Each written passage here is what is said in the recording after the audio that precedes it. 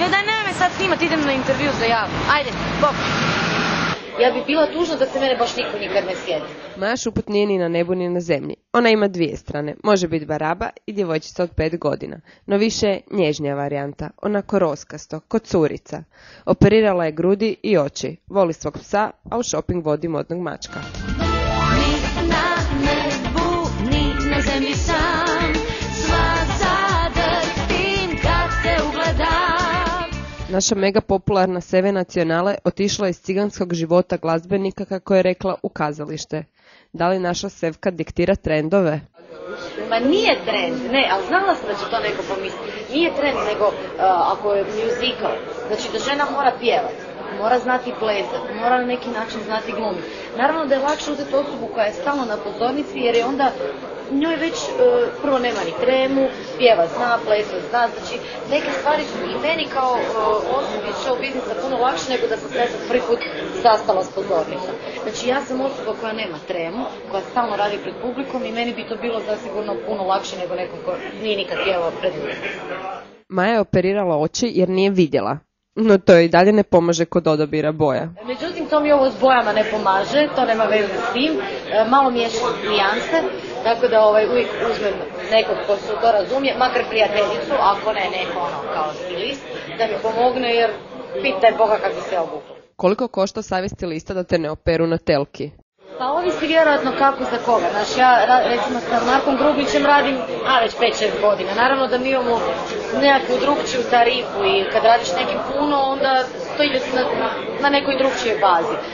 U posljednje vrijeme radim jako puno sa Viktorom Dragom. Znači tu su ljudi koji će meni, neće mi naplatiti tako velik sreću obuci danas to i to. Razumiješ me? Međutim kad radimo neke velike projekte, naravno da to ima svoju cijenu. Ljudi ne rade za blake, jel? Ali onda je zapravo najbolje povesti frendicu, to te ništa ne košta. Iako plaća stilista, Fashion Guru je ipak stavio na 8. mjesto ljestvice najgore odjevenih. Nju to kao ne pogađa, ali ima primjedbe na njegov rad. Jel te barem malo pogodilo? Pa ni najmanje. Meni je super, njegova cijela rubrika, ta kolumna je super, jer nekad se stvarno nasmiju, nekad je čovjek stvarno u pravu. Ali nekad fakat i nije, tipa kako on meni stavi haljinu koja je super haljina i ništa na njoj nije neštimalo, nego on nije valjda znao kog bi stavio, pa je stavio mene. Baš bez veze me bilo to. Ja znam fulati, ja imam svojih, ali baš da me staviš zato što sam imala crno sivu haljinu, van je bio prolom oblaka i to je njemu baš bilo bez veze. Znaš gle, potrudi se, ne mrem ja biti na 8. mjestu, ali baš sam se obukla normalno. Ja fulam, ja veliko ne fulala sam, svima se dešava, ali mislim da je on fulao u toj svojoj. Maja Šuput nije imala grudi. Kupovala je badiće na dječjem odjelu.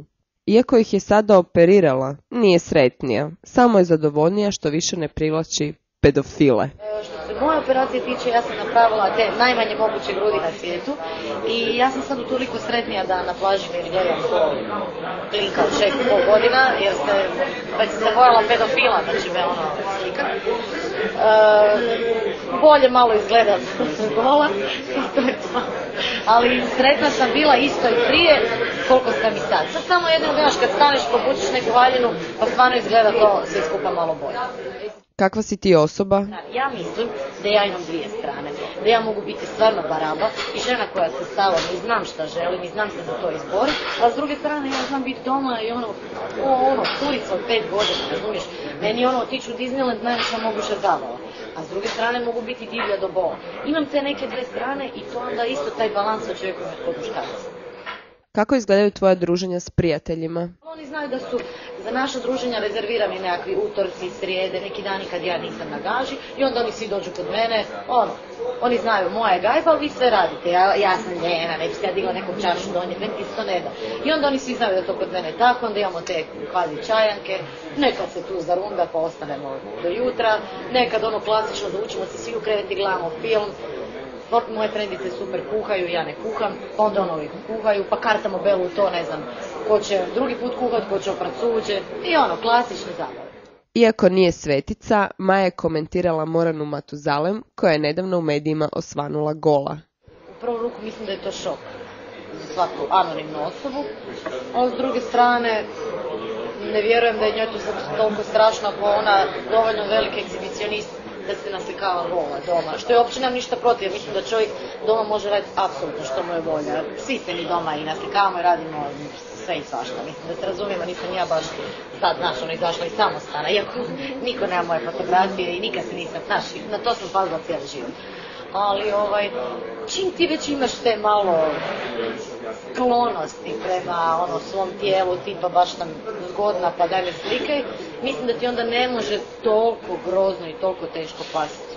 Nije to toliki šans.